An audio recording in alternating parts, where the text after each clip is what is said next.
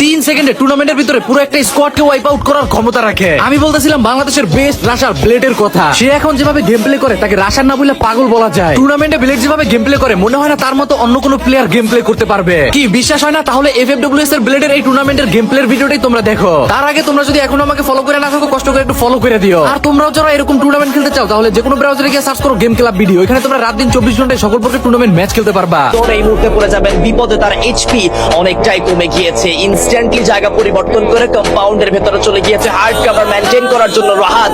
নিচে নেমে আসবে অন্য প্রান্তে নুরুলস অফিশিয়ালস, তারা কিন্তু তার রেঞ্জের উপরে অনবরত আক্রমণ করে যাচ্ছে। #12 এ ওয়াইপ আউট হয়ে যাবে এক্সট্রিমিয়াক্স। ব্যাক টু ব্যাক গ্রেনেড কিন্তু এই মুহূর্তে থ্রো করেছে ব্লেড, ম্যাডক্সকে নক করবে। আরো একটা গ্রেনেড থ্রো করা হবে, বাট সেই গ্রেনেডে তেমন কোনো ফলাফল আসেনি। ব্লেড ভেতরে ক্লোজিং কি আদৌ করবেন কিনা? দা গার্ডিয়ান্সের প্রত্যেকটা প্লেয়ার এই মুহূর্তে নিজেদের পজিশন ধরে বসে রয়েছে। #11 এ বেস্টদেরকে ওয়াইপ আউট হতে আমরা দেখতে পেয়েছি। ব্লেড উপর থেকে আক্রমণ করছেন, নক বের করবেন কুট্টুস। ফাহাদকে নক করা হয়েছে, কিল করা হবে কেনফ্রেন্ড। Blade double knock, can he take another one? It's a 1v3 OMG।